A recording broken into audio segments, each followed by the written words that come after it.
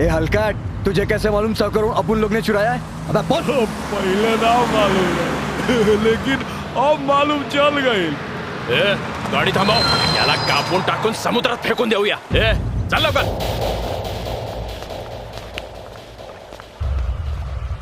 काढायची पट्टी।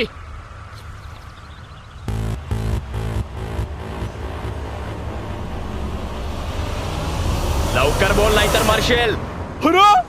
समुंदर समुंदर के पाणी। अरे पागल है क्या? पाण्यामध्ये खेळतो के पाणी।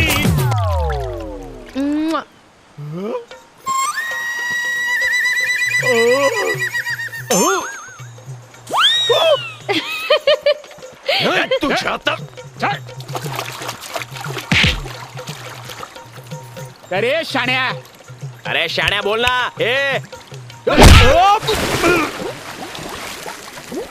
अरे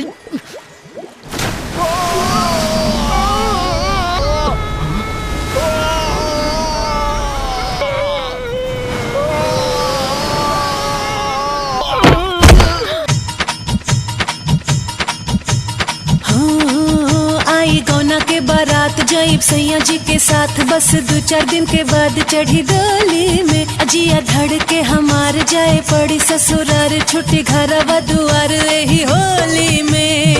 अपना मर्जी के हम मालिक, हुकुम दोसर चलाई। मानी नाही मोर बलमुआ, सारी रात सताई। करी मोहे परेशान सही सोच।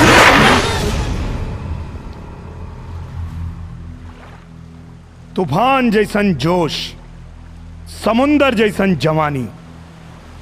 बेटा हमरे नाम है निरहुआ हिंदुस्तानी। मारी से आओ।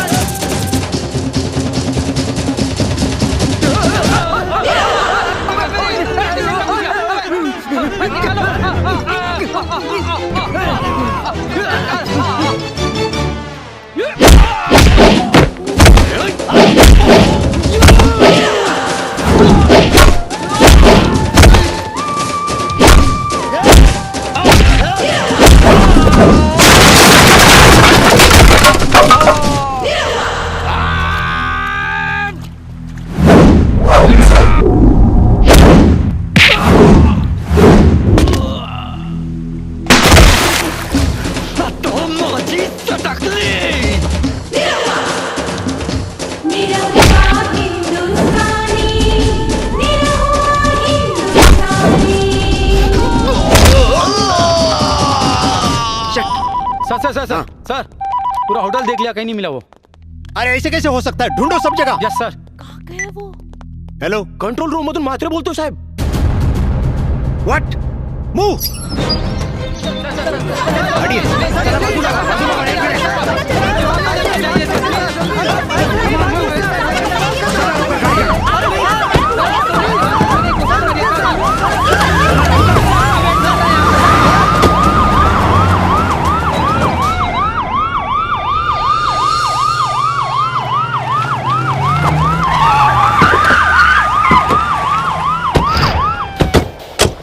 निकलो बाहर, पुलिस ने तुम सबको चारों तरफ से घेर लिया है। चलो जल्दी, कोई होशियारी नहीं। तुम लोगों ने थोड़ी सी भी चालाकी की तो तुम्हें गोली मार दी जाएगी। साहेब, जेकरा के तू लोग ढूंढत बाड़ा, वो गाड़ी में ना, कचरा पेटी में कचरा भी न था। हाथ ऊपर कर। Hands up. हिलना मत, हिलना मत। बाहर निक, बाहर निक।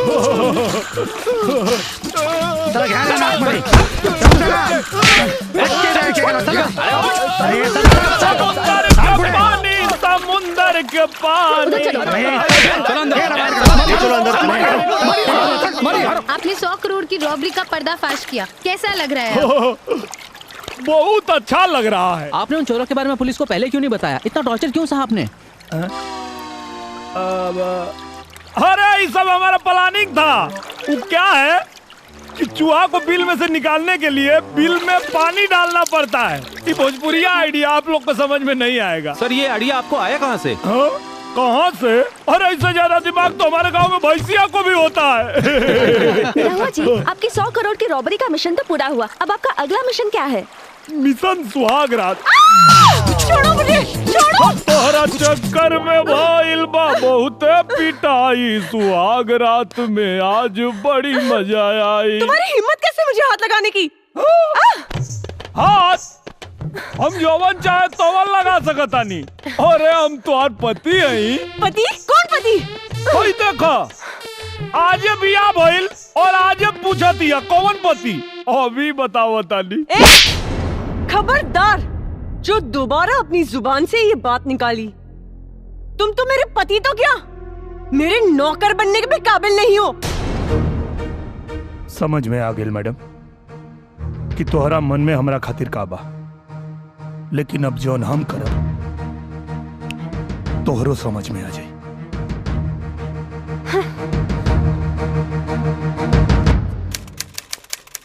मिस किरण खन्ना, ठीक है ना भाई जी? हाँ। Bungalow number 203, palm spring, Goregaon west, Mumbai 104। Nirua, court का notice.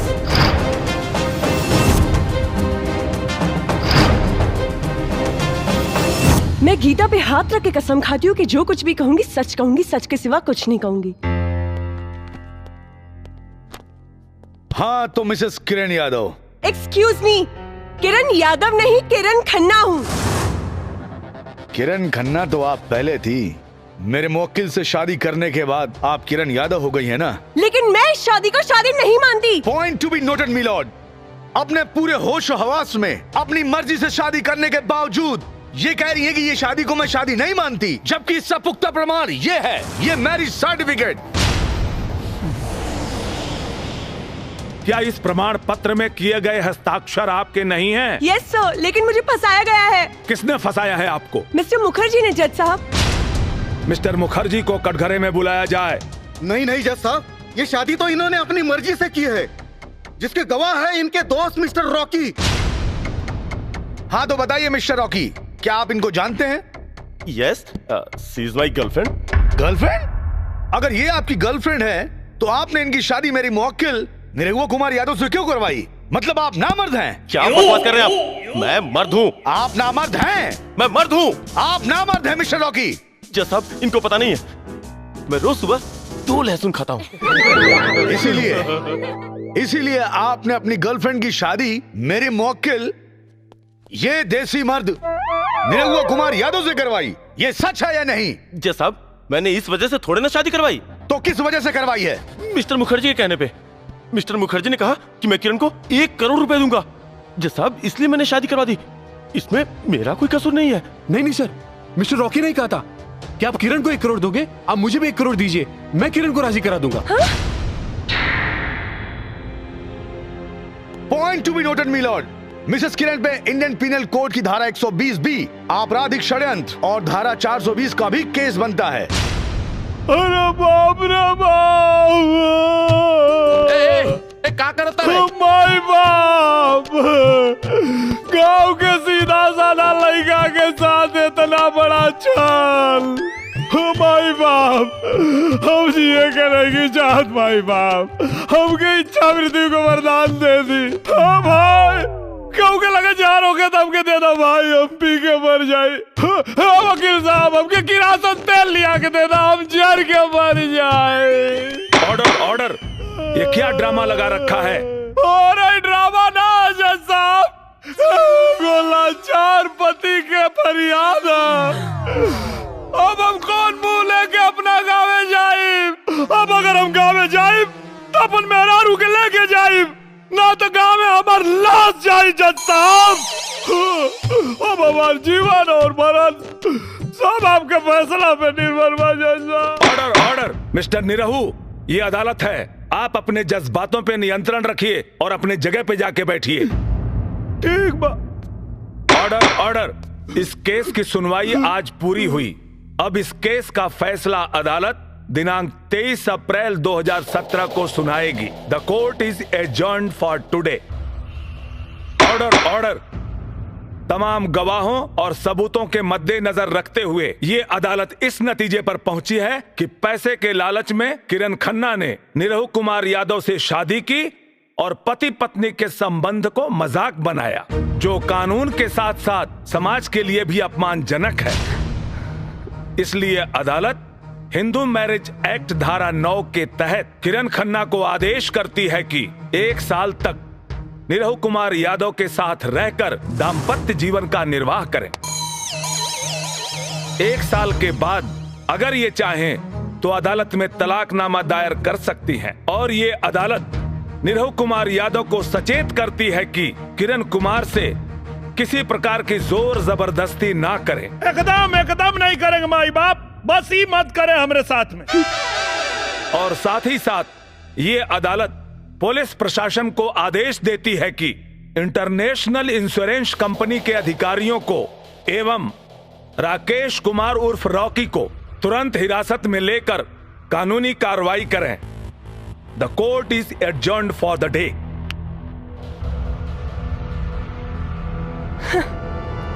Thank you sir. Inspector, hands up, hands up. Darling, तुम किधर? अगर किसी ने भी बचाने की कोशिश की तो इसे जान से मार दूंगा। रॉकी छोड़ो मुझे। Oh my God. Shut up. Good shot, good shot. चल छोड़ो मुझे, छोड़ो। ले जा। खा करे जा, अब तो चला ही के पड़ी। चला चली गाजीपुर, चला चली गाजीपुर।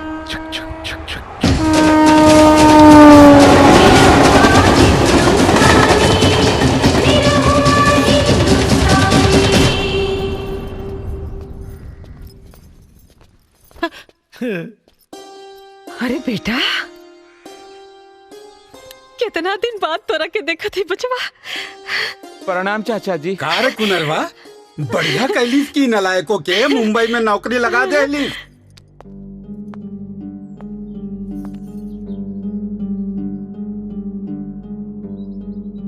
ये क्या बेटा? तुहार बहू रानी।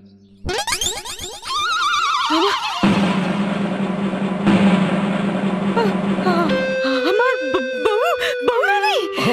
अच्छा नहीं, अच्छी है, बहुत अच्छी है। अरे बड़को छुटको कहाँ बड़ी आवाज जल्दी से रे, हमार पतो बहू रानी आइल बाड़ी। अरे भौजी, भाभी। अरे हम तो हर देवर है। Shut up and stop all this nonsense. मैं तुम्हारी बहू नहीं हूँ, मैं सिर्फ कोर्ट का आदेश पालन करने के लिए आई हूँ। 1 साल रहूंगी और फिर चली जाऊंगी। और खबरदार, अगर किसी ने मुझसे रिश्ता जोड़ने की कोशिश की। जी मैडम। मेरा कमरा किधर है? मैंने पूछा मेरे लिए कमरा किधर है? हाँ। ये घर में तोहार कौनो कमरा नहीं थे। हाँ। ये घर हमार हा। अब हमारा मतलब हमार ना, तो ठीक बा, हमारा हिस्सा बांट दो। का कहले है तू? बांट दी? ससुर जौने खपरा मारा सब हिस्सा मांगल बुला जाइबा। कैसे मारब जी? काहे के मारब? ई घर हमार, ए घरे का मालकिन हम, त हमार कमरा हमरे बेटा का कमरा। जा बेटा जा, जा हमरे कमरा में जा, जा जा। आई मैडम। जा कमरा में जा। हम हो जाते हैं। तय कहाँ रे? मैडम जी के लगे। मैडम जी के लगे? हाँ दुल्हन। अरे बाप रे, ना ना ना ना ना, घर जाता नहीं। अरे बाप रे बाप, कहाँ फंस गई नी। हमरा मना करे के बाद भी घर में घुसा दे लो। अरे हमरा तो कौनो इज्जत नहीं थे। और न टका, और न टका, न टका, कौन न टका बे? भाग यहाँ से, चुप, भाग यहाँ से, भाग जी। कहाँ? यहाँ। हाँ बोली। जब वो बेशरम लड़की खुद के घर के बहू मानते नहीं के, तकाऊ ना हक से यहाँ रही। हमार वंश बढ़ावा खातिर जी। अरे 1 साल के बाद जाए वाली बिया, ओकरा से तू वंश बढ़ावे के उम्मीद लगावले बड़ू। इतना बड़ हो गई नी, इहो ने के पता कि लड़का होके खातिर खाली 9 महीना चाहेला, सालों भर ना। अरे जब उन्हीं रहुआ के अपन पति मानते नहीं थे, तो 9 महीना आपका, 9 साल में भी कुछ ना होई। काहे ना होई जी? कैसे ना होई? जरूर होई। एक बात बताई, जब हमार लड़का और शहरी लड़की के मुंबई शहर से उठा के गांव में लिया सकेला तो अपने छोट छोट बच्चन कमाई काहे ना बना सकेला? जरूर बनाई जी, हमरा के अपना बेटा पर भरोसा बा। देख ले भाग यहाँ से। देख ले। चाचा तोरे घर के आइल बा। क्या रे? पता नहीं के। मैं किरण का डैडी हूँ। आई बैठी। मैं यहाँ बैठने के लिए नहीं आया हूँ। मेरी बेटी कहाँ है? पापा, पापा। किरण बेटा, ये तूने क्या किया? अनजाने में मुझसे बहुत बड़ी गलती हो गई पापा। कोई बात नहीं, तुम्हारी गलती सुधारने के लिए मैं आ गया हूँ। निरुआ कहाँ है? अरे ससुर जी प्रणाम। Shut up! मुझे ससुर जी नहीं, साहब जी कहो। राजा का मुकुट पहनने से कोई भिखारी राजा नहीं बन जाता। और भिखारी की क्या औकात होती है मैं अच्छी तरह जानता हूँ।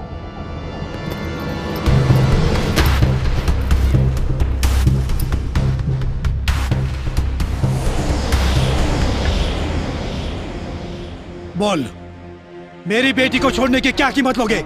1 करोड़, 2 करोड़, 5 करोड़, 10 करोड़? सौदेबाजी बाजारू सामान कहला साहब। किरण हमारी पत्नी है। तुम जानते भी हो 10 करोड़ की कीमत क्या होती है? रउआ जानता नहीं है वो पत्नी की अहमियत का होला? 10 करोड़ से तुम्हारा पूरा घर बदल जाएगा। और इनका से हमारा पूरा जीवन संवर जाएगा। 10 करोड़ को ठुकराना तुम्हारी बदनसीबी है। और इनके साथ रहल हमार खुशनसीबी है। तुम ये भूल रहे हो कि किरण यहाँ जीवन भर के लिए नहीं, सिर्फ 1 साल के लिए आई है। रउआ ही भुलाता नहीं कि 1 साल में 365 दिन होला और जिंदगी 4 दिन की। आपका बेटा बावला हो गया है, बावला। नफा नुकसान के बारे में इसे कुछ नहीं पता, लेकिन आपने तो जिंदगी को करीब से देखा है। जरा समझाइए इसे। साहेब, नफा नुकसान तो व्यापार में देखल जाला, परिवार में ना। परिवार में तो मान, मर्यादा और प्यार देखल जाला। घर आई हुई लक्ष्मी को ठुकराना तुम्हारी बेवकूफी है, बेवकूफी। हमरा घर के लक्ष्मी राउर दौलत ना, हमार मैडम जी है साहब। सिर्फ 1 साल। 1 साल के बाद न तुम्हारे पास ये दौलत होगी ना मैडम जी। इसलिए मेरी बात मानो, ये दौलत ले लो और किसी दूसरी लड़की के साथ शादी करके चैन से अपनी जिंदगी गुजारो। हमरा पता बा कि 1 साल बाद ही हमरा के छोड़ के चल जी, लेकिन आपके बता दी कि इनका गैला के बाद भी हमारा जीवन में इनकर जगह के और ना ले पाई।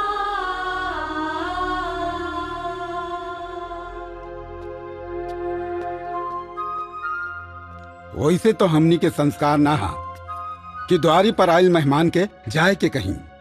बाकी रहुआ एगो मेहमान की हैसियत से ना, एगो खरीदार के हैसियत से आयल बानी। यही से हमरा के ई कहे के पड़ता कि आपन ही कागज के टुकड़ा उठाई और उल्टे पांव निकल जाएं।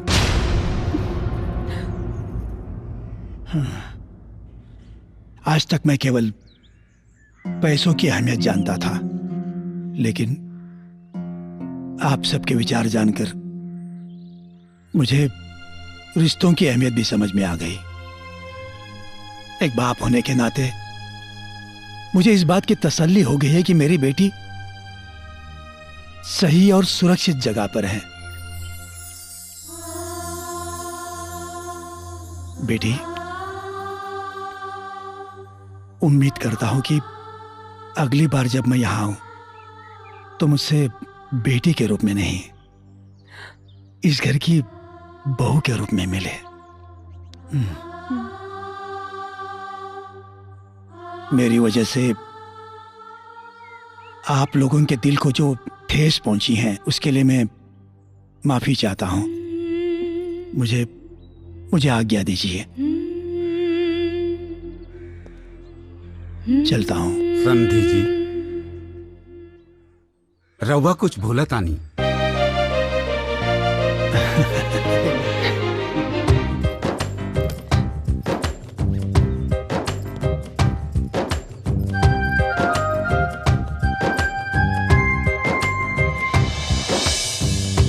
आओ लोगन, गिरधारी भैया बाहर निकला है, गिरधारी भैया बाहर निकला।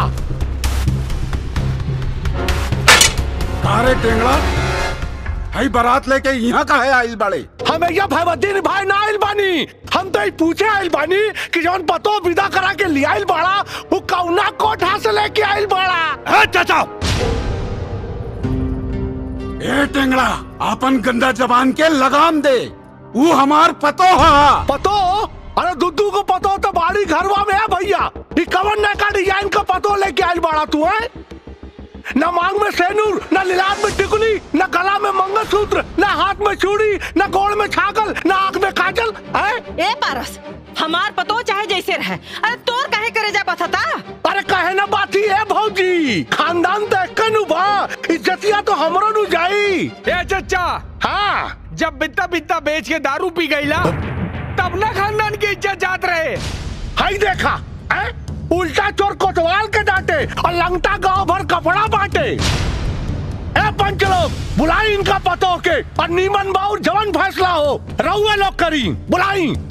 रे टेंगड़ा, हमार बेटी पतो है, पर्दा में रह ले।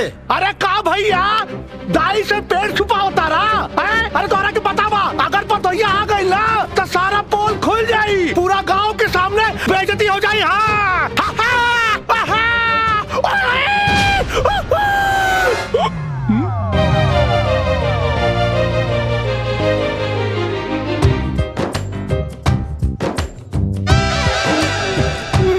बाबू, अरे क्या करता है? अरे क्या मुंह तता रहे? तो ना माइक है। अरे बंद कर रहे, अरे मुंह तता, अरे बंद कर, अरे बंद कर रहे, कपड़े मुझ में बंद कर, अरे मारा बंद कर रहे। तू ही तक काले वाला चाचा की निरहू भैया का बियाह हो जाई तो हम मुंह पे मुतवा ले और नतका जिया नंगा राजकुमार। अरे हमारा औलाद ना बुझाता के कर बाड़े रे, बहुत कूटब।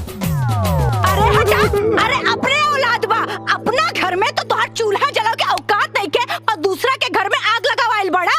ए दीदी, ए भैया, अरे ई निर्लज के तरफ से हम माफी मांगता नहीं रहुआ लोगन से, इनका के माफ कर दी, माफ कर दी। चाचा का खत्म खेला, चाची निकाली तेला और नतका। बेटी, आज तो हमरा घर के लाज राख ले लू, तोहरा के बहुत बहुत शुक्रिया।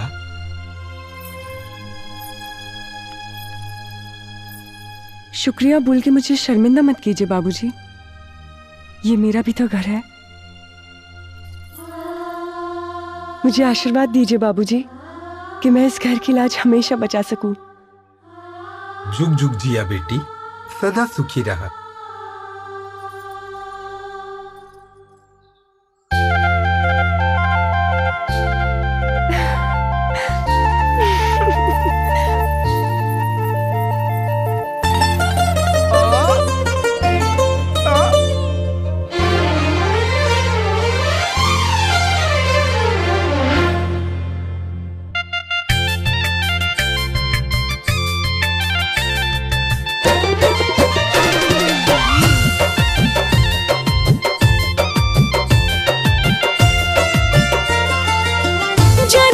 जादू किया अब मोरा झूमे जिया, जाने क्या जादू किया अब मोरा झूमे जिया, दिल बोले पिया पिया पिया पिया। दिलवा के बात बड़ा ढेर दिन पे कहलू, दिलवा के बात बड़ा ढेर दिन पे कहलू, बतावा जा बतावा जा बतावा जान कौना बदरी में छिपल रहलू, बतावा जान कौना बदरी में छिपल रहलू, बतावा जान कौना।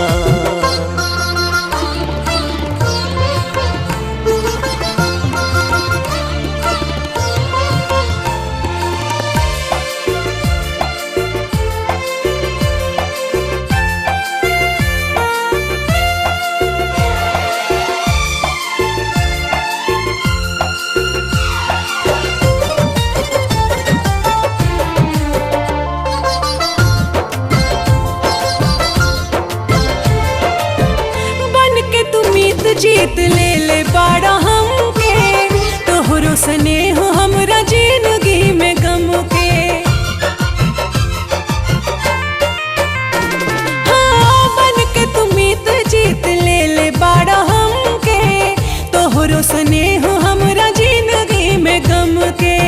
मन जोग मिल गइल हमके तिरियावा, नहिया के बर गइल जियावा में दियावा। हमरे जिंदगिया के हो, हमरे जिंदगिया के बाग चाह कबलू। बतावा जान, बतावा जान, बतावा जान कौना बदरी में छिपल रहलू। बतावा जान कौना बदरी में छिपल रहलू। बतावा जान कौना।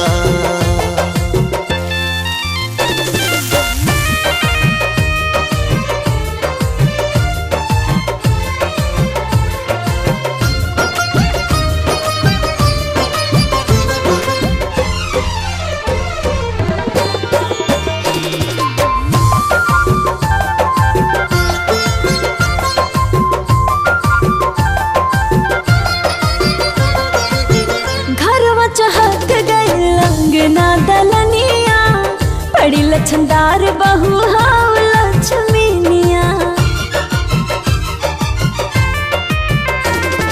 देवर जी के बाड़ तो त सपना के रानी, पढ़ की बहिन नियन बाड़वे जेठानी।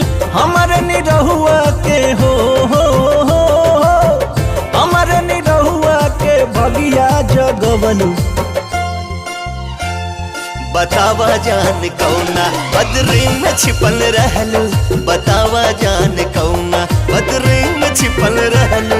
बतावा जान कौना।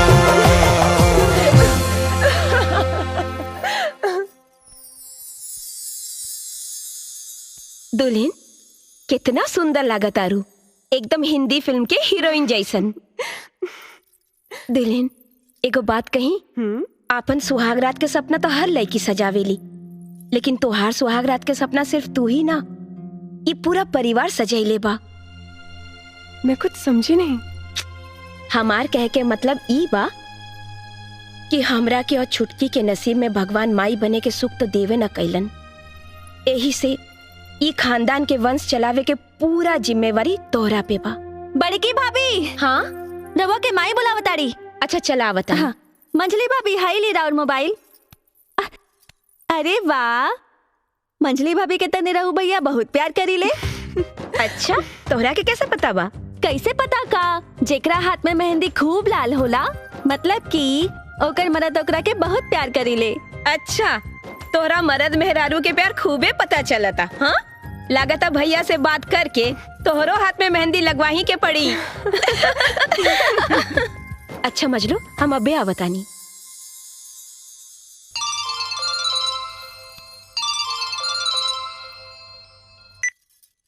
हाय सोनिया। जो के रात रउआ के ने। अरे बिमला, अरे कहाँ जाता री रे? अरे वो दूध देवे चाची ना। अच्छा निरहुआ लगे। हाँ देखी ता। अरे रे रे रे रे, ई तो पानी नियन दूध बाटे आए, तने मलाई डाल दे के चाहत रे। हाँ जोकर सुहाग रात बाटे, जो मलाई लेके आओ। जो जो जो जो दीना हम डाल। अरे रहे देना हमरे लगे, तू जो ना हम है ना मलाई बढ़िया से लेके आओ। जा जा जा।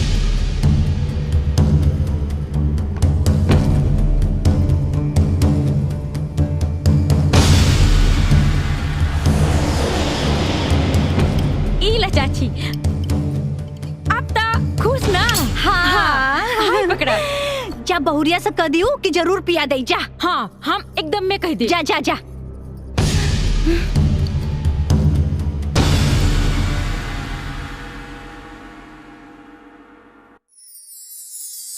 दरवाजा बंद करने की कोई जरूरत नहीं है।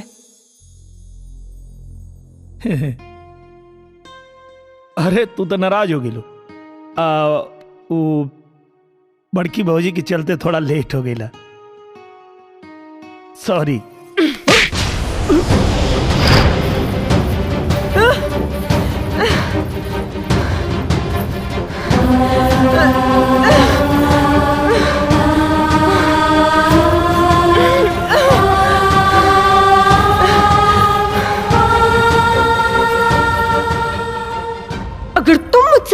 प्यार करते हो तो उसी सच्चे प्यार का वास्ता।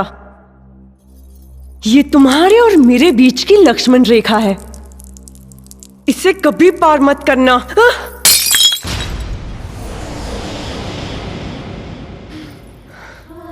लेकिन काहे किरण, एक तरफ तू हमके प्यार के वास्ता देता और दूसरी तरफ करीब आवे से रोका था। काहे? क्योंकि मैं तुमसे नफरत करती हूँ और पूरी जिंदगी नफरत करती रहूंगी। लेकिन किरण, हमार कसूर का? तुम्हारा सबसे बड़ा कसूर ये कि तुमने मुझसे प्यार किया। बहुत घमंड है ना तुम्हें अपने प्यार पर। मैं तुम्हारा सारा घमंड चूर चूर कर दूंगी। तुम्हारी बीवी होकर तुम्हें बीवी का सुख नहीं दूंगी। तुम मुझे महसूस करोगे लेकिन छू नहीं सकोगे। तुम मुझे देख सकोगे लेकिन पा नहीं सकोगे। रुलाऊंगी, तड़पाऊंगी, तरसाऊंगी, यही सजा है तुम्हारी। निकल जाओ यहाँ से, गेट आउट। अरे कुलच्छनी, अरे ये हमार घर है, हमरे बेटा का घर है। ते कौन है निकाले वाली रे? हैं? तोरा के तोरा औकात बताओ तनी हम। चल, जौन गाय दूध न दे वो माटी में जाए। कौन रिश्ता नहीं के तोरे घर से, निकल यहाँ से।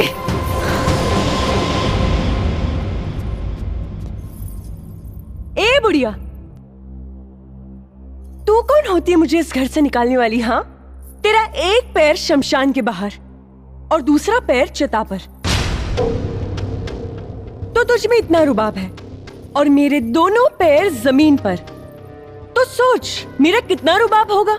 ए लड़की, चिल्ला मत बुड्ढे, नहीं तो गले की गोटी निकल के बाहर आ जाएगी। भाग कर नहीं आई हूं, तेरा बेटा शादी करके लेकर आया है और उसका सबूत है मांग में सिंदूर और गले में मंगलसूत्र। इतना काफी है? यह कोर्ट का लाइसेंस दिखाऊं तुझे? करे निरहुआ, तोरा सामने ही हमनी के अंट संट बोलतिया और तोरा मुंह में दही जामल है। अरे भगवान ने करा के यहाँ से। अरे माई, तू काहे नहीं कुछ समझत? का करता रू तू? ये घर से अकेल ना जाई, अगर ई जाई तब हमरो जाए पड़ी। हाँ तो जो ना जात काहे ना पड़े। रघुआ शांत रही, हम बात करता नहीं ना। देख बेटा, हमार बात सुन। अरे जब भी तोरा से कोनो मतलब ही नहीं के रखा तो तोरा औलाद कैसे होगी? अरे माई, हमके औलाद ना चाहिए, हमके हमार मेहरारू चाहिए। ए बुढ़िया, सुन ली ना मेरे पति की बात, ये और कुछ सुनना बाकी है। अरे कलमुही, जब ते अपना पति की पत्नी सुख देबे न करबे तो कौने बात को पति पति रख लगावता रे? ये पति पत्नी के बीच का आपसी मैटर है, डोंट इंटरफियर। अरे माटी में गल तोरा आपसी मैटर। हमके एक खानदान का वंश चाहिए, बस। वंश का सपना देखना छोड़ दे, मैं तेरा ये सपना कभी पूरा नहीं होने दूंगी। अगर हो गई तब, अगर नहीं हुआ तो अपना मुंह में करखा पोत के सारा गांव घूमब, और अगर हो गई तो तोरा मुंह में करखा पोत के सारा गांव में घुमाइब। मंजूर बात तो मिलाओ हाथ, मिलाओ। चल, मंजूर है।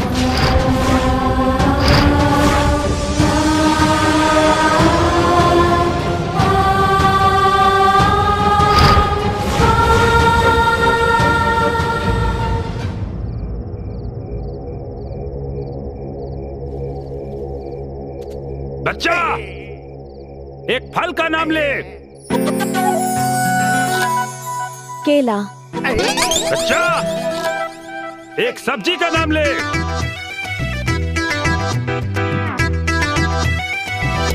भंटा।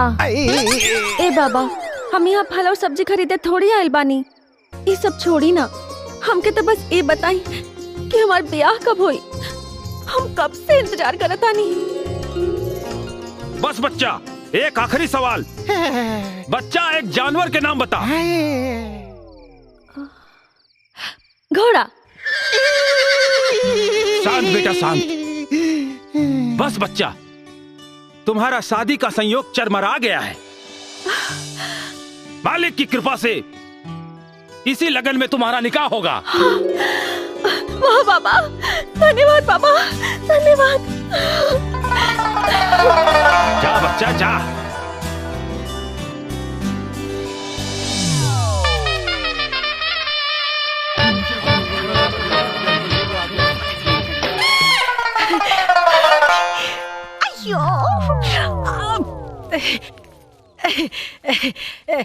ऐसे कुमार असी कुमार। हाँ माई। अरे हमरा के तनी मुरली बाबा का दर्शन करे के हा। चला बेटा। माई हम सुबह सुबह अंडा खा ले बानी तो मंदिर कैसे जाई? एगो काम करा, नंदुआ के साथे जा। अच्छा नंदुआ चल रहा ही चल। अरे माई हम मंदिर नहीं जा सकत, हम मंदिर नहीं जा सकत। काहे कि आज सुबह ही उठ के जब हम जमाई लेनी है ना तो एगो माछी मुंह में घुस गई रहे। अच्छा। आज हमार पूरा दिन बर्बाद हो गई बा। हम मंदिर ना जाएम मंदिर ना जाएम। हम चली तोरा संगे, हम चली।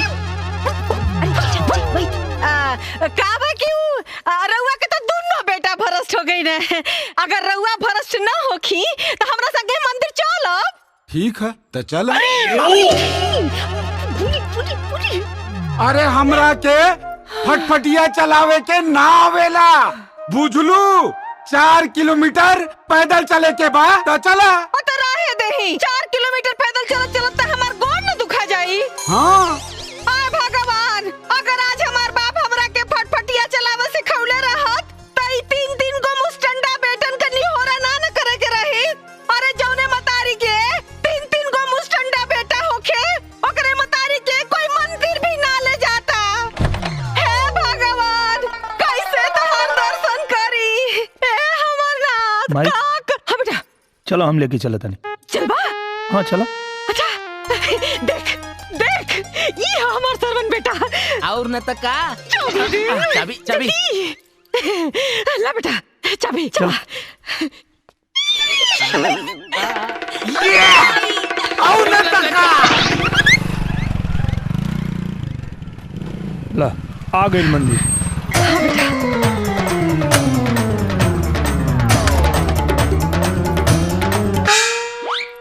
कहाँ गेली?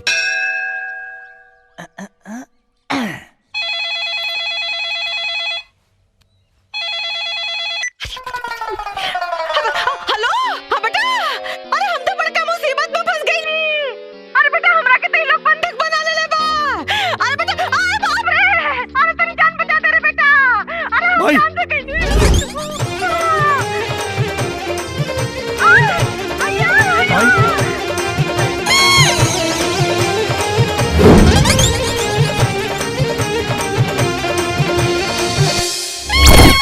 भाई तू कहाँ बाड़ू? हमके का पता? अरे हमरे आके पता पट्टी बांधल रे। कुछ नहीं के लगा। क्या चाहता हूँ लोग? बात करवा हमरा से। सुना, तू अपन माई के जिंदा देखल चाहता रहा, तू करा जो हम कहता नहीं। क्या चाहता रहा तू लोग? तोर बगल में वो मंडप लगल बा, वो मंडप में दूल्हा की जगह जाके बैठ जाओ। अबे हम काहे बैठ जाई? वो मंडप में आज हमार बिटवा की शादी है। अरे तो तोरे बेटा की शादी है तो अपने बेटा के बैठाओ, हमके काहे बैठे कहता रे? अरे वो तो परेशानी के बाद बा, हमार लड़का शहर से शादी के लिए आवत रहे, अबले नहीं खे आए और इधर मुहूर्त बीतल जाता और शादी के मुहूर्त बीत गए तो अगले 20 बरस लड़की के शादी के लगन नहीं खे। ऐसे लड़की वाला हमार मेहरारू के बंधक बना ले बा और अगर मुहूर्त बीत जाए वो हमार मेहरारू के गोली से मार दे। ऐ खातिर जब तक हमार बिटुआ नहीं खिया तू दूल्हा बन के बैठ जाओ। अरे हम बैठब तो लोग के पता ना चली कि हम दुल्हन आई। तू होकर चिंता मत करो, वो लोग कुछ ना जान पाई है। वो कहा है कि लड़की वालन हमार बिटुआ की शक्ल न देख ले। हाँ देखा तू लोग सही नहीं करत। अभी सही गलत सोचे के समय नहीं खे, फिर कुछ समय के बाद बा तोर छठा फेरा होते हमार बिटुआ आ जाई। सुना, कुछ गड़बड़ कैला तो अपन माई की जिंदगी से हाथ धो बैठ में। चुप बोलिया, चुप। चला माई, चला चला चला। पंडित जी, दूल्हा बाबू आ गए। हाँ जल्दी जल्दी ब्याह करावा। जल्दी जल्दी।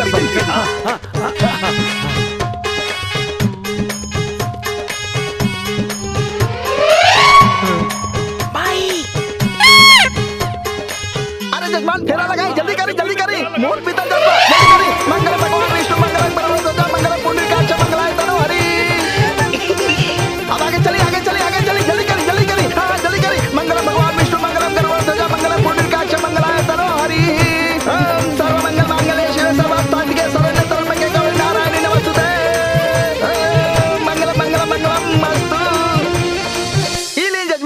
सिंदूर दान करी। अरे जजमान जल्दी करी। हम सिंदूर दान ना करब। जजमान रहुआ कहीं ना।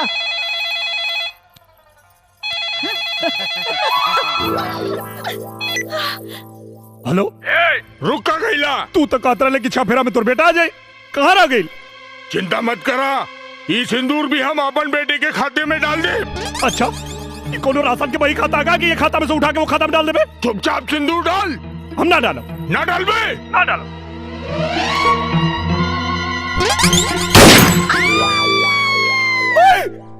अब अभी तक तो जीवता नहीं बेटा, बाकी आगे के जिंदगी का कोनो भरोसा ना।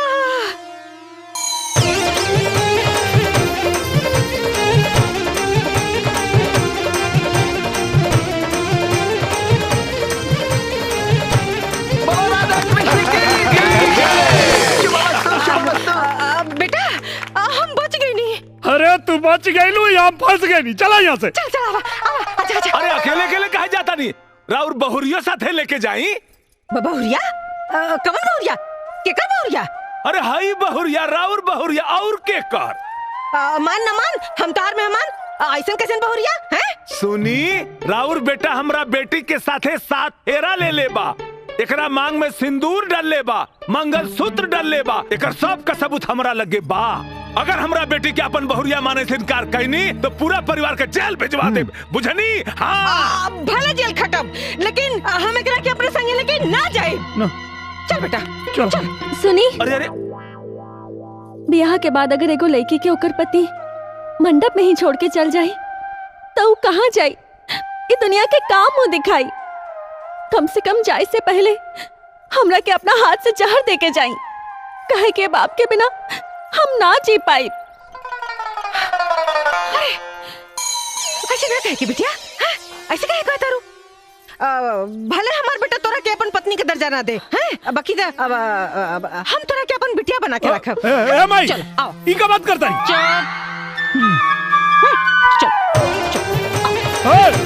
अरे अरे भाई बापू बापू जो खेल कौन है रे? हाँ भैया, तार छोड़ भाई पारस। कहा रे टेंगड़ा? हाँ भैया। आज सूरज पश्चिम से कैसे निकल गई? अचानक तोरा में इतना बदलाव? बदलाव ना भैया, प्रायश्चित कहा, अपना पाप के प्रायश्चित भैया। पाप के प्रायश्चित?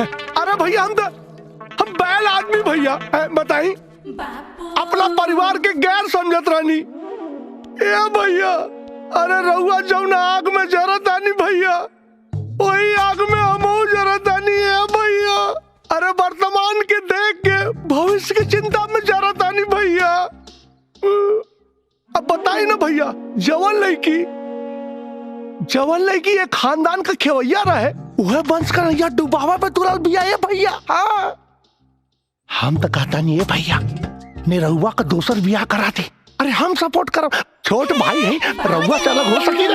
बाबूजी बाबूजी बाबूजी बाबूजी, निरहुआ भैया नौकी भौजी ले आइलन। नौकी भौजी? अरे बड़को, ए छोटको, अरे कहाँ बड़ू हो? आवा लोगन दौरा लिया बा, आरती लिया बा, वो तो आइल बिया हो। अरे पतो का सच्चात लक्ष्मी, ये लक्ष्मी तू बत उतरा, अभी बैठल रहा है। निमिया की डारी। अब बेटा पतो नहीं है, बियाह कैला हा, मांग टिकला हा, तो बेटा कुछ रस्म रिवाज ना होई तो असगुन ना हो जाए, हैं? निमिया की डाली झूलुआ। ये सब इतना जल्दी कैसे रे? अरे इतना जल्दी का जरूरत रही है क्या? अब तू लोग के पता नहीं लगा कि भौजी आवत है? नहीं ना? अरे भाई, हम रंगोली फेंके जाता नहीं, वही से हमरा हाथ में बा। अच्छा अच्छा। हाँ माँ जी, हम तो ये तो दौरा छत पर डाले जाता नहीं और ये जाता नहीं पूजा करे, यही से इनके हाथ में बा। हाँ। निमिया की डारी। माई के है? अरे को कुछ नहीं रे, अरे मिठाई मिठाई क्या? हमार पतो आइल बिया। पतो? अच्छा ला नीरव, मिठाई खा, ला खा। ये मिठाई कैसा? अरे वो घरे मिठाई ले आइले, ढेर दिन हो गए रहे ना, यही से किन के लिए नहीं है। और न तका ना खेबो मत खा मत खा। झूलेली झूलू उतरा बच्ची की झूली। अरे आराम से झूली ना, धीरे से रखे में गोड़। ए नंदुआ गाड़ी पकड़ता है बेटा, तू उतरा। मैया मोरी गावेली गीतिया बेटा, ए में गोड़ डाल के तू चला।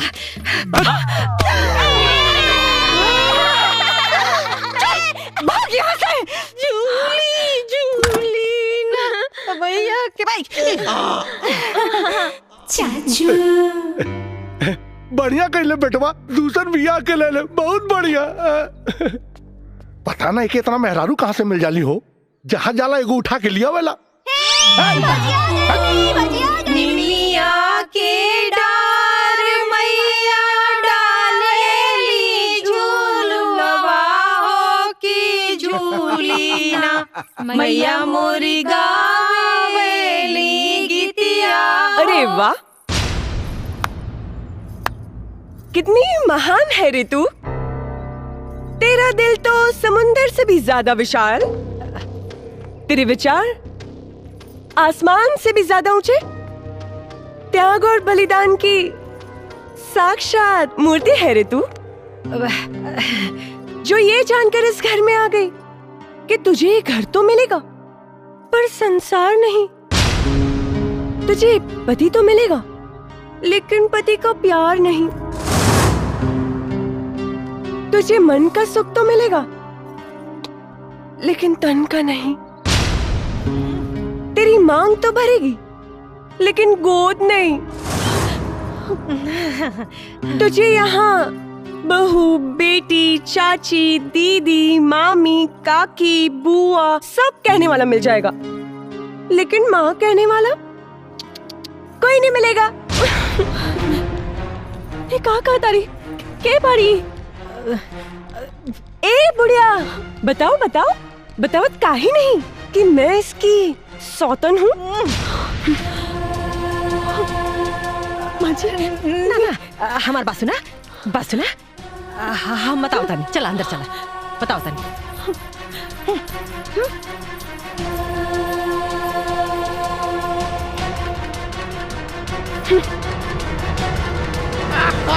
अब आई मजा। ये तो पेशाब है रे, क्या रे? अरे तो नहीं बाप पर, अरे बापा पे काहे मुंह तारे रे? अरे नीरव भैया दूसर की भौजी ले आइल बाड़े ना, ऐसे मुंह तेलस ना वो भी दुगुना। अरे तो इन रहुआ जब जब भी आ करी तब तब मोर लइका मुती है का मोरे ऊपर और न त का। अरे रुका तो नहीं के बताओ थी हम।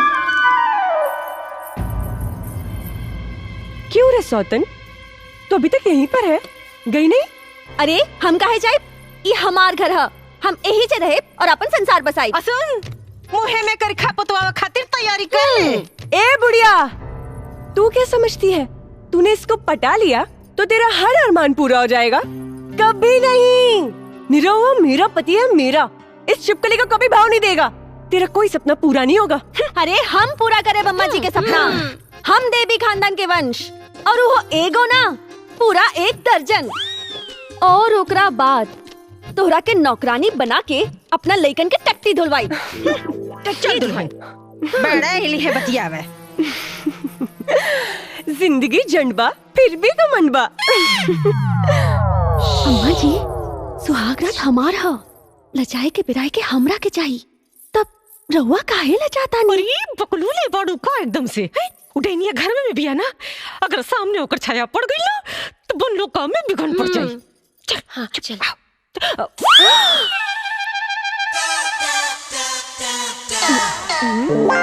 जा जा।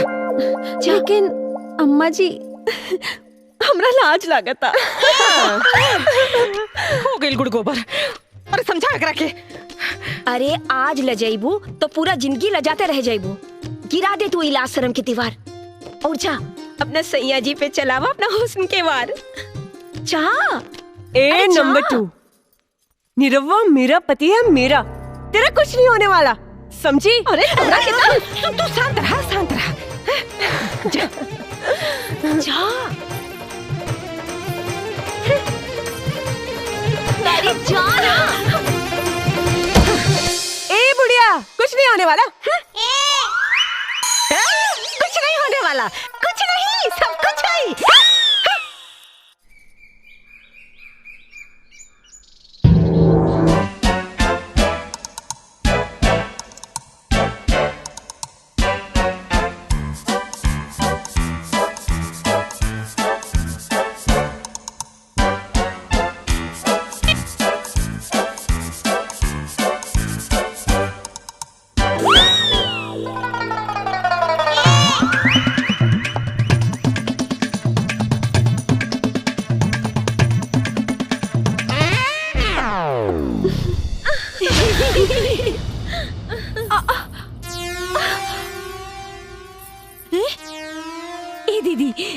लागत बना कि इनके एक ही रात में हालत खराब हो गई भाई।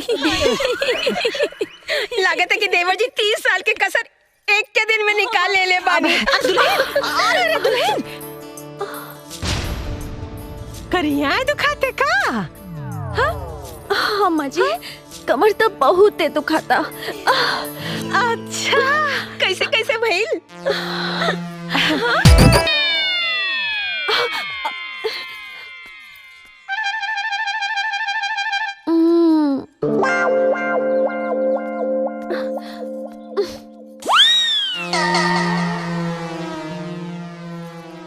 राजी कई के बलमबाजी मार ले कोरा भर के।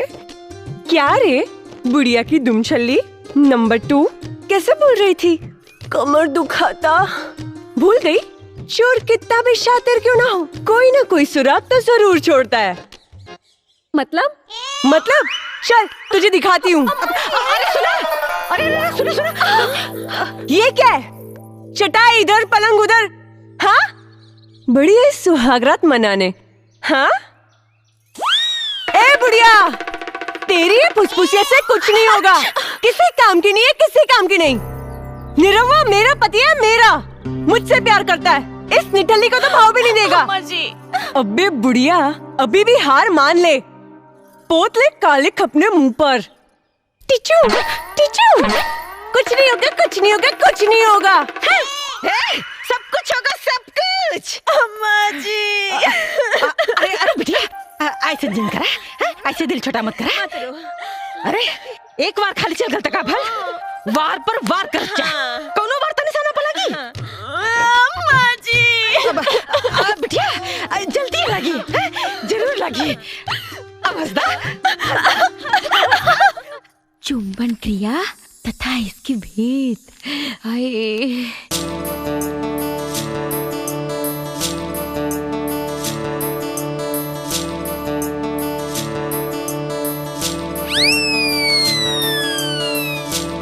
अरे दीदी हुआ। अच्छा तो आजकल काम सूत्र के किताब पढ़ल जाता। हम हो कहे कि आजकल सजिए का दरवाजा बंद हो जाता। दीदी की तबीयत दे दी ना। अरे आप तो ये हम हूँ पूरा किताब पढ़िए के देम। दीदी अरे दीदी अरे ना देना, अरे दे देना, अरे दीना, अरे ना दीदी। कहाँ भागा जाता रू? तनी एक कप चाय बनावत है। जी बाबूजी।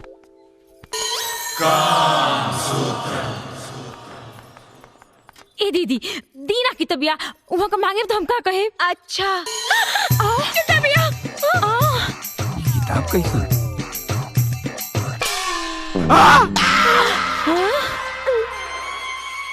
बाबूजी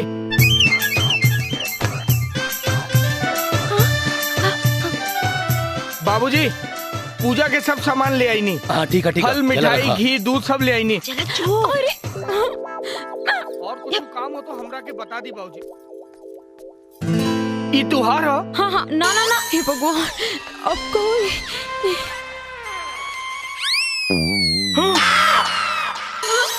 सुकुमार माई। ए सुकुमार अरे सुन रे। हाँ माई। काल पुनवासी है, कथा कहे के पंडित जी से कहले रहे हा। हम भुला गए नहीं माई। अरे तो जो कह दे काल पुनवासी है, कथा कहे के बुझाइल। और लौटत बखत ठाकुर के कह दी है कि सबके बलौटा दे दी है। ठीक बा माई। अरे एने ना ओने जो। हाँ माई।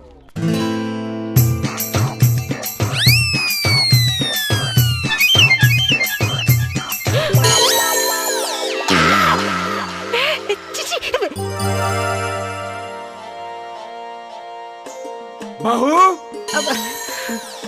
चाय बनल हो? हाँ बाबूजी बना बतानी। हाँ?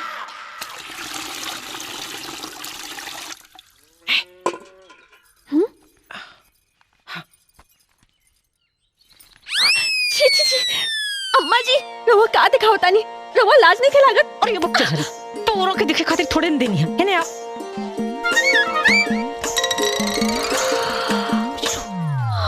कामसूत्र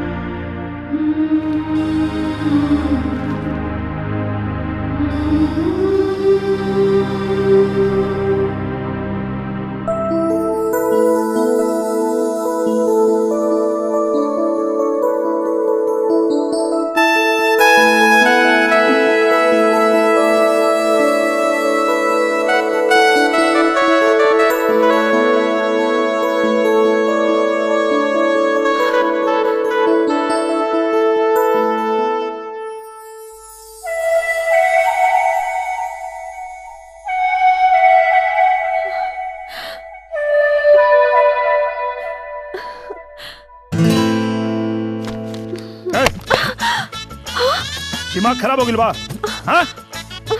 समझ में नहीं क्या बात बार बार समझे लायक बात भी चल निकल बाहर चल निकल चल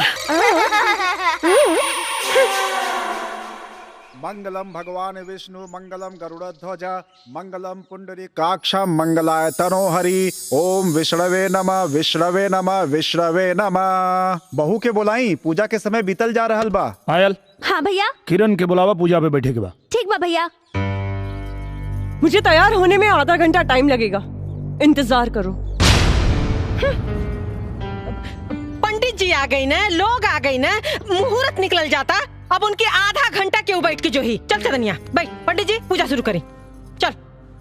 ओम भूर्भुवस्वः तत्सवितुर्वरेण्यम्। ये बुढ़िया 2 साल से सत्यनारायण भगवान के पूजा ना करौलस आज न जाने ऐसा का हो गई कि वो सत्यनारायण भगवान के पूजा करा रहल बाड़ी कहीं ऐसा त ना कि दूरो सोतीन में सुला करा दलस अगर कहीं ऐसा हो गई होई तो हमने के कई कराइल पर पानी फिर जाई। एक लफड़ मारब लफड़ा जी में कितना देर खानी की रिस्क मत ले निरहुआ के नपुंसक बना दे लेकिन ना अगर ऐसा हो गई ना चुनिया तो याद रख तोरा से भीख मंगवाई और हम बैठ के खाई पकड़ पकड़ करे ले। बोलो सत्यनारायण भगवान की जय माता पिता की जय। जय जजमान अपन बड़न के आशीर्वाद ले ली।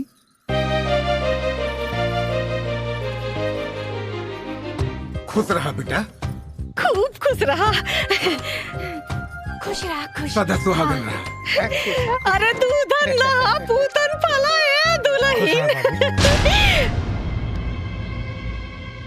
ए अरे किधर जा रही है मेरा भी पैर छू।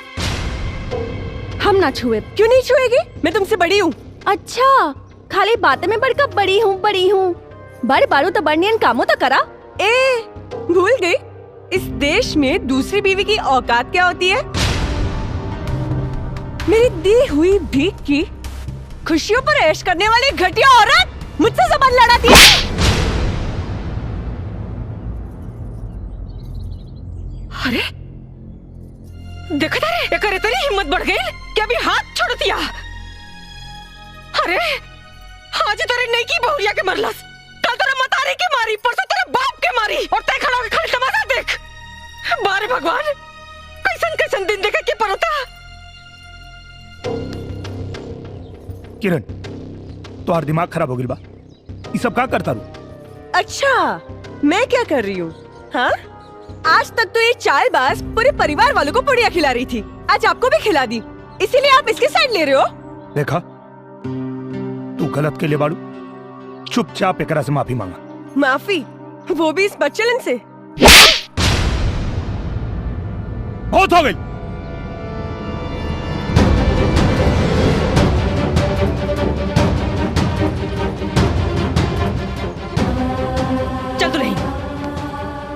लोग, आप लोग अपने अपने घर जाए।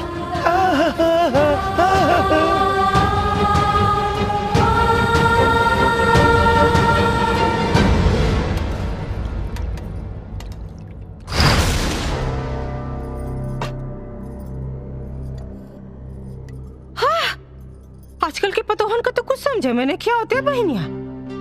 कोरे 1 किलो घी 4 दिन में खत्म कर देला सन। अरे अब निरहुआ खातिर हमरा के घी भंडार घर से लिया के पड़ी भगवान। ओहो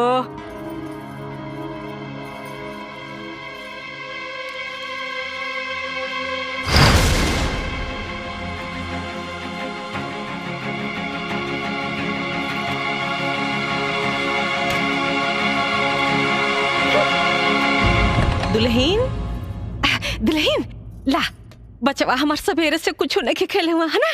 ला आज ना खूब मन से एकदम गिरा दिया, मतलब खिया दिया है ना। खिया दिया है।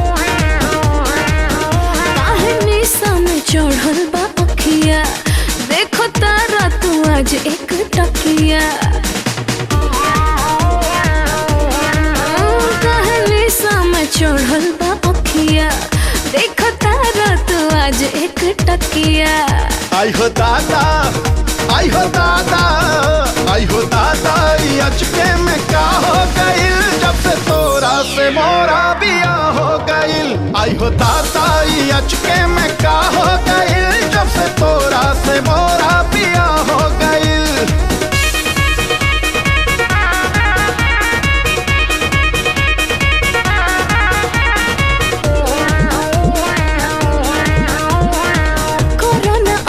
कुछ बात हो कब भूलाए नहीं रात हो। जड़ा में धरब त ये रानी छोड़ब सीधे पिता के बरसात हो। धल रहब त के चौका बर्तन करी भोरे भोरे राजा न चूल्हा जरी। आई हो दादा, आई हो दादा, आई हो दादा, अचके में का हो गइल जब से तोरा से मोरा बिया हो गइल। आई हो दादा, अचके में का हो गइल जब से तोरा से मोरा बिया हो गइल।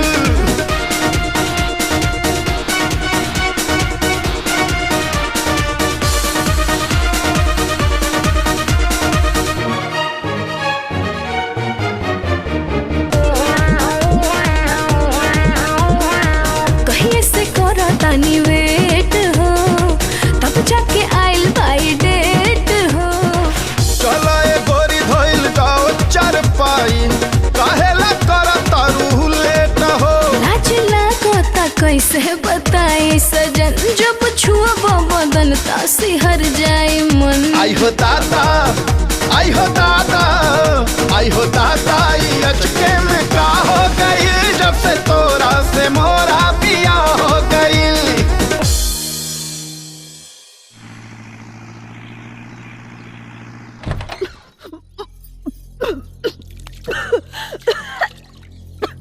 हाँ? अरे दुल्हन कहाँ गई? तबीयत नहीं ठीक कहाँ गई? हाँ अम्मा जी तनी उल्टी होता। उल्टी होता? उल्टी होता? अरे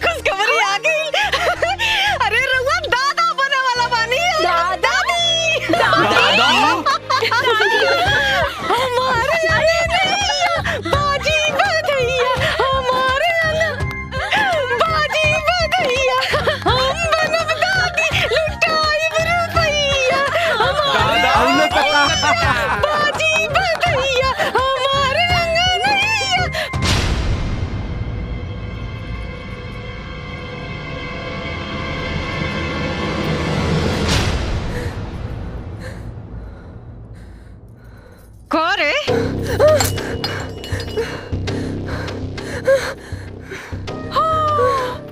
ये तो पहले ही पसीना पसीना हो गई ले दादा। हमरा पतो के माई बने का खबर सुन के एकरा तक करे जा सांप लौटा लगल हो हैं? बड़ा कहत रहे कि खानदान के वंश के आगे न बढ़े दे। देख सुन ले न भगवान, अरे जकर राम रखवैया ओकर का बिगाड़ी कोनो कसैया। अब ते देख पूरा गांव बुलाइब, मिठाई बांटब, नाचब गाइब, खुशी मनाइब, तोरा के चराइब। अरे पहली काम आई जो किनारम बाबा के ऐसे बीज बनवा के लिया। का पता है डाइन का हमरा पता होगा कोख मार दे तब। सही कहा तारी। कुल खातिन कहेंगे। चल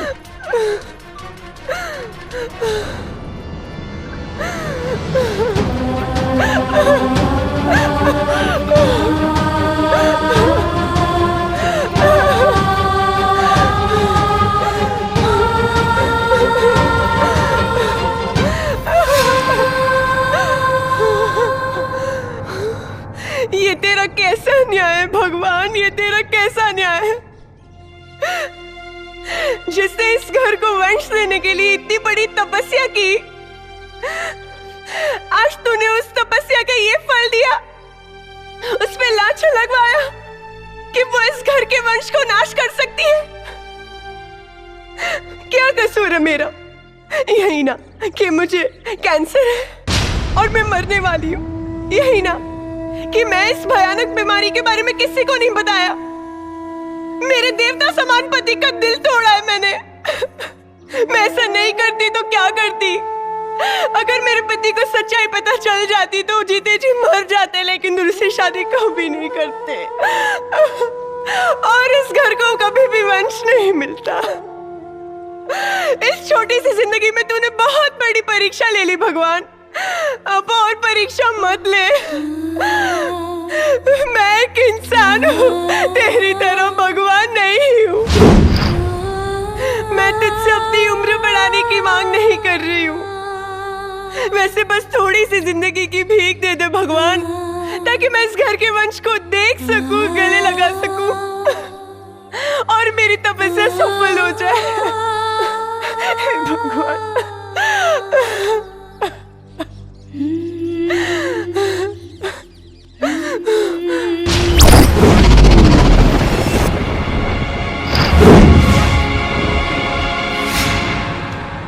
कैसे पता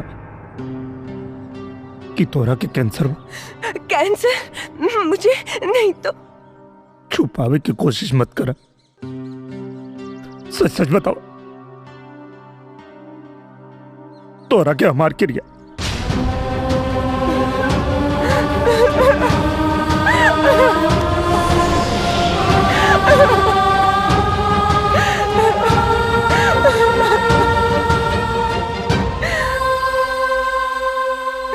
बताओ किरण, बताओ हमरा। अपनी सुहागरात के दिन जब मैं सजते हुए अपने अरमानों को सजा रही थी, तब मेरी सहेली सोनिया का फोन आया। हाय सोनिया। बेटा मैं डॉक्टर मकवाना बोल रहा हूँ। ओह अंकल आप। बेटी मैं तुम्हारे पापा को फोन लगा रहा था पर नॉट रीचेबल आ रहा था। मैं तुम्हें बताना तो नहीं चाह रहा पर मैं मजबूर हूँ बेटा। अंकल आप पहेलियां क्यों बुझा रहे हैं? साफ साफ कहिए ना। बेटी तुम्हें यूटेराइन कैंसर है, वो भी आखिरी स्टेज पर। हम चाह के भी तुम्हें नहीं बचा सकते बेटी। अंकल क्या मेरी इतनी जिंदगी बची है कि मैं माँ बन सकूं? इस जन्म में तो तुम माँ नहीं बन सकती। हेलो किरण बेटी। अंकल मेरा एक काम मानोगे? हाँ बेटी बोलो। तो आप वचन दीजिए कि इस बीमारी के बारे में हम किसी को भी नहीं बोलेंगे, पापा को भी नहीं।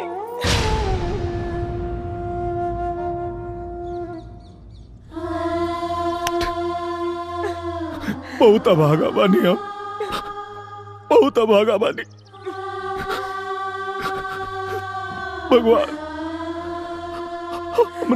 प्यार के भरम रखी भगवान। इनका सारा दुख हमके दे दी भगवान, इनका सारा दर्द हमके दे दी भगवान, इनका मौत भी। ऐसा मत कहिए,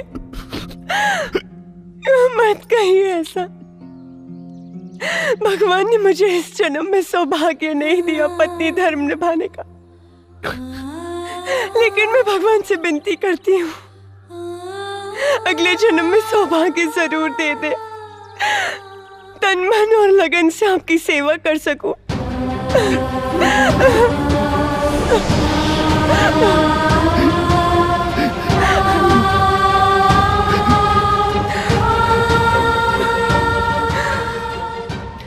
आपको मेरी कसम है, ये बात आप किसी को नहीं बोलेंगे। अगर चांदनी को पता चला तो उसे बहुत दुख होगा। वो माँ बनने वाली है ना।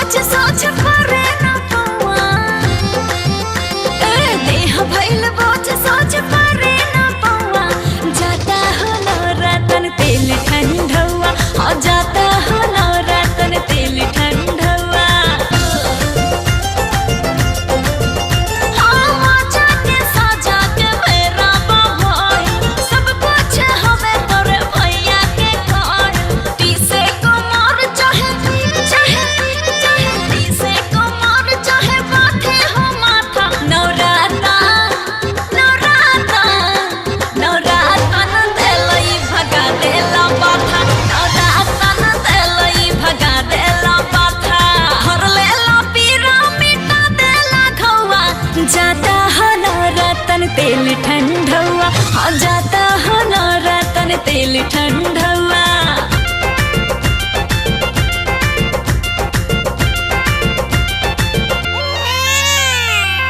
भुवर भुवर बाल रे होरिलवा के, भुवर भुवर बाल रे होरिलवा के, होरिला के मम्मी तो महलों की रानी, महलों की रानी राज महलों की रानी। पापा है रंगबाज रे होरिलवा के, पापा है रंगबाज रे होरिलवा के, भुवर भुवर बाल रे होरिलवा के।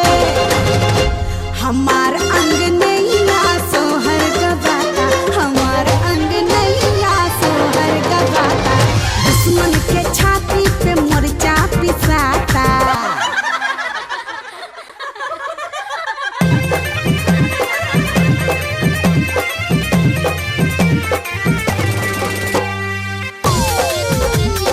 अरे बताइबू ई दर्द ना महिला कैसे सहलू? मोर पहिल पीर जब आई रे, हम भुइया लेट बिताई रे, मर गई दैया रे, मर गई दैया रे। ननदो के भैया जादू डाला रे, ननदो के भैया जादू डाला रे, ननदो के भैया जादू डाला रे, ननदो के भैया जादू डाला रे। ए दुल्हन चाप ने माई के गोड़ धैला, ओकरे बाद सबके आशीर्वाद लैला। आवा जा आवा ना जा माँ जी के पास। सबके आशीर्वाद लेने की चाहिए।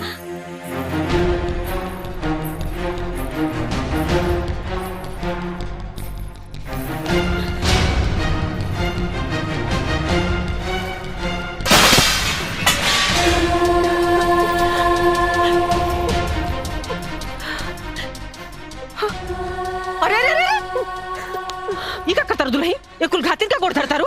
उसे का भइल अम्मा जी? ये अपन सुहाग बटले बाड़ी, तबे तो हम सुहागिन बानी। कहा बोलता? जा, कोना पकड़ के रो।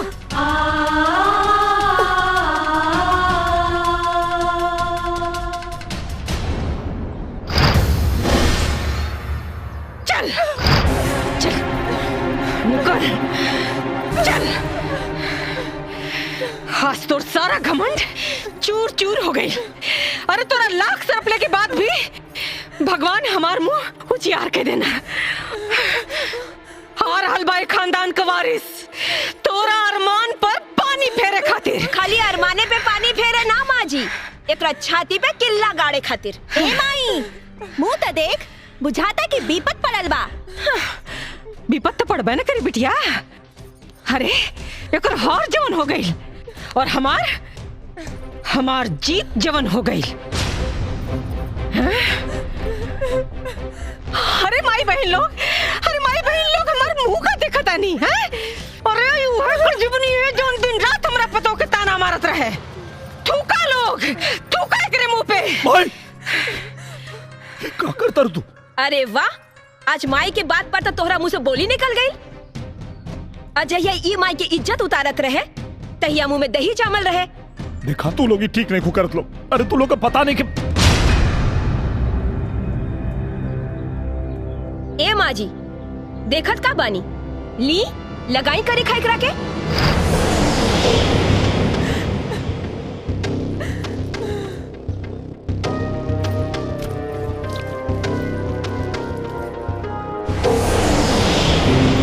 ले जाई लगाई, लगा दी।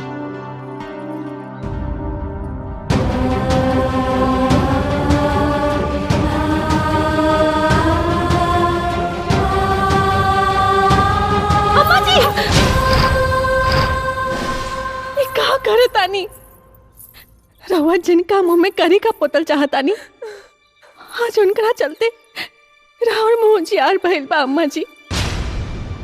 एकरा चलते? ए कुल घातिन के चलते हमार मुंह जियार भइल बा?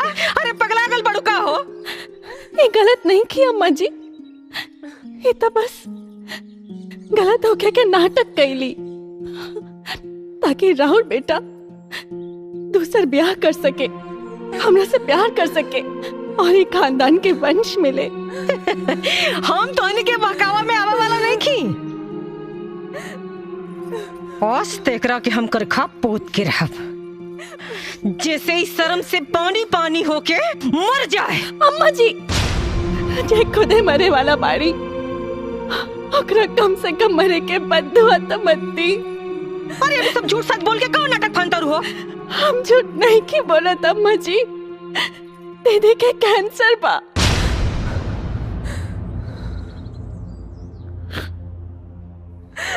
काका कैंसर? हाँ माई, और अभी बस कुछ दिन के मेहमान बाकी।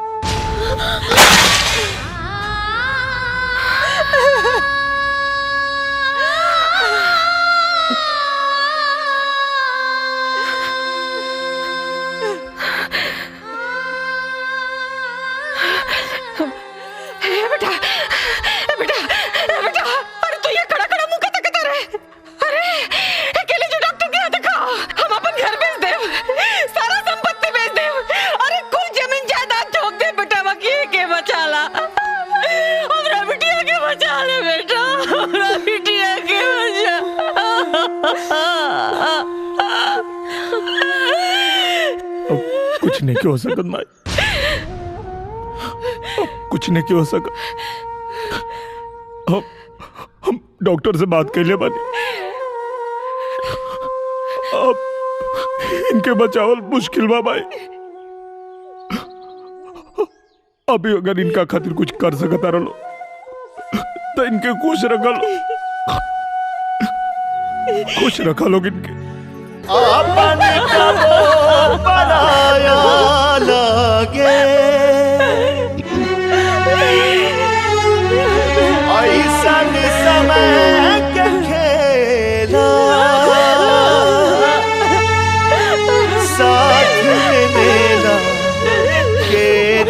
जिंदगी लगे अकेला, जिंदगी लगे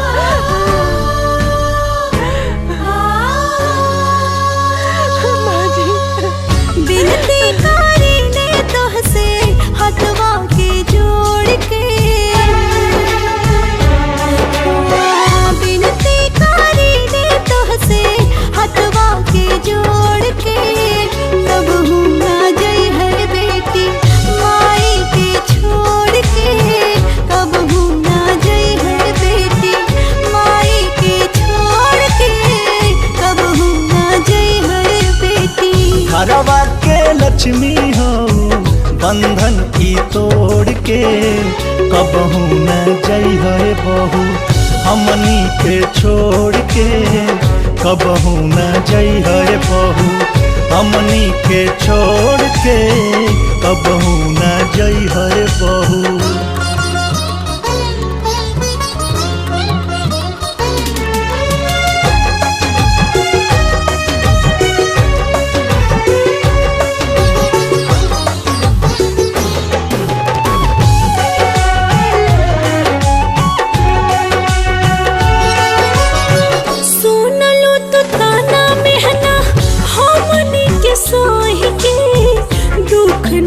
बटलू दीदी के हुसे कोही के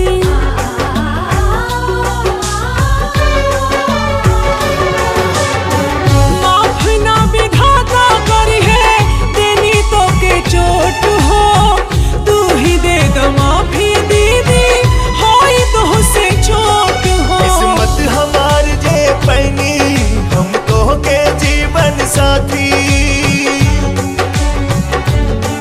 किस्मत हमार जे पैनी हमको के जीवन साथी, हमनी के जोड़ी ऐसे जैसे की दिया सतवाती।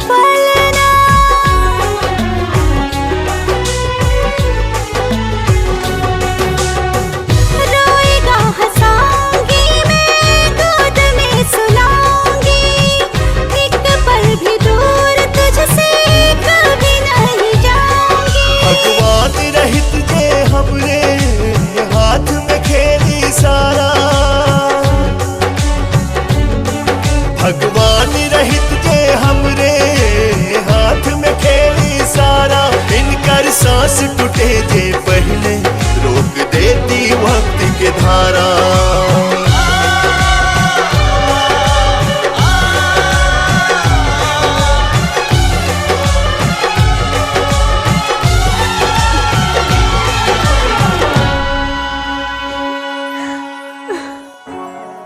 कंधे पर ढोया तुझको कंधा यह तोड़ के, कभी भी न जाना बेटी पापा को छोड़ के, कभी भी न जाना बेटी। पापा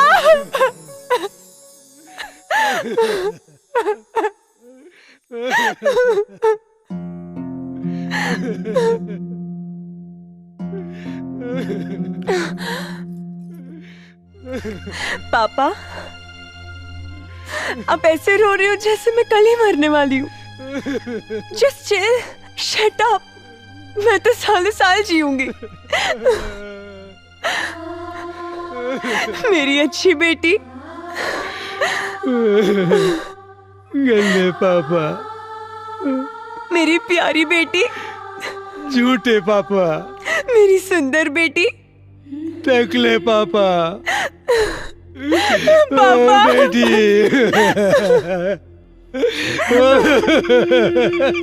हम ना सुते, ओकनी के जहर दे के सुताए। गिरधारी यादव के घर के अगर मरघट ना बनवनी ना तो हमारा नाम टेंगड़ा यादव ना, टेंगड़ा यादव। अरे चुप करा।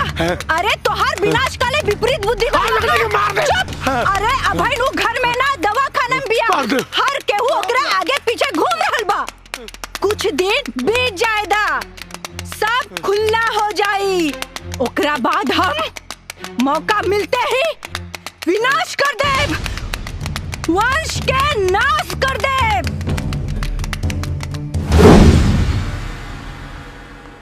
मैडम, मैडम, मैडम, आपके पति ब्लड लेने के लिए बाहर गए हैं। ये दवाई आप मेडिकल स्टोर से ले आइए।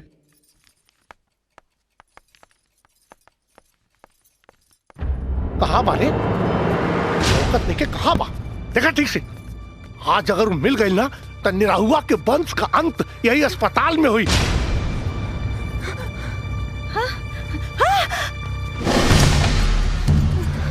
अरे कहाँ गए रे? खोजा ठीक से। कहाँ गए लू? जाना लौकत नहीं चाहिए। आओ निकल।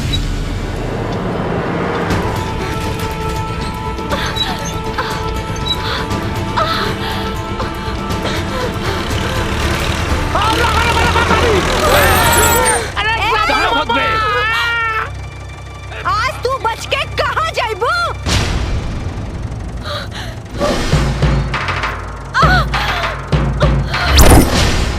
टटुआ उड़ा दे रे। भगा भैया भगा।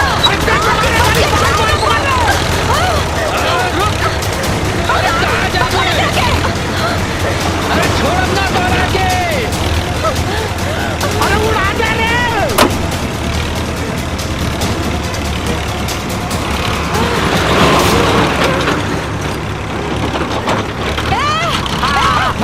देखो, उड़ा जा। अरे भैया मार के रखे। मार।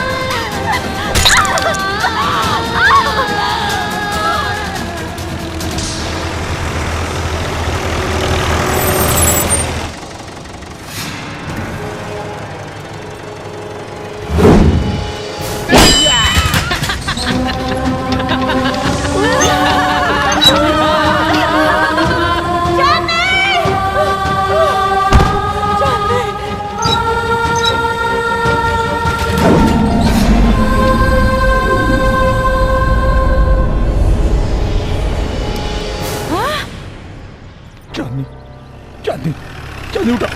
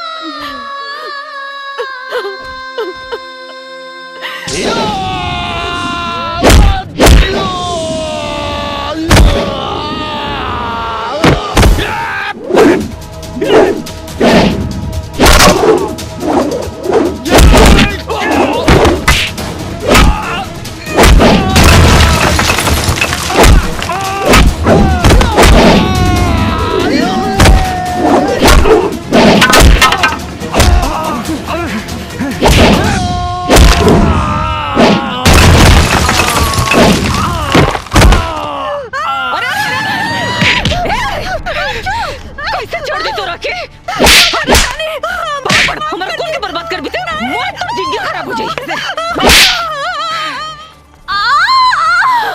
बिटिया बिटिया सब ठीक हो जाए आजा आजा सब ठीक हो जाए आजा सब ठीक हो जाए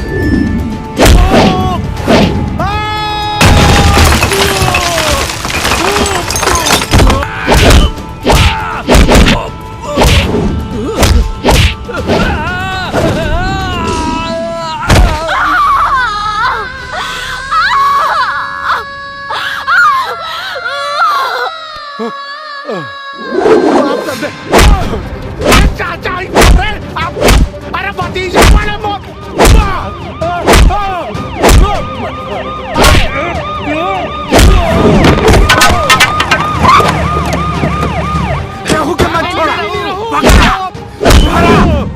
माफ करो भैया। अरे टेंगड़ा तू भाई ना कसाई है। माफ करो तू ठीक है बेटा। ले जान पड़ा हो।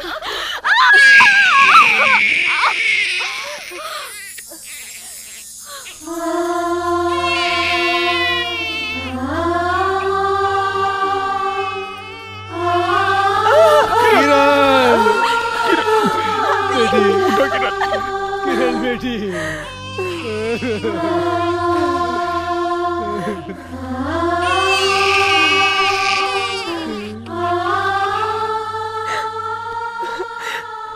चुप चुप जियो मेरे लाल। आज मेरी तपस्या सफल हो गई।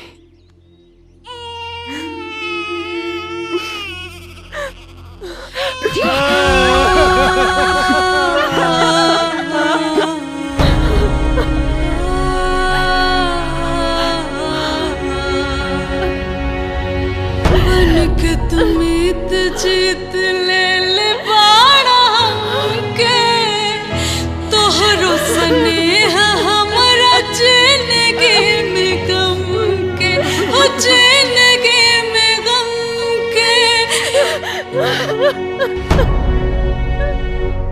तू ही तो दिहलो एक फूल के दिया नवा सपना पूरा के खुद भइलू सपनवा दुनिया के लोग बाट घरवा दुआर के तू तो बाट गइलो अपन सिंदूरा सिंगार के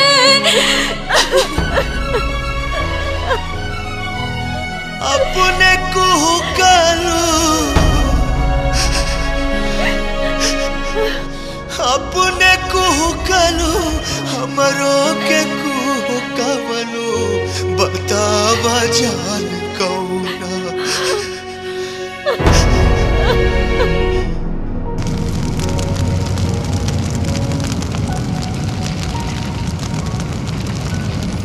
हे जस्ट चिल।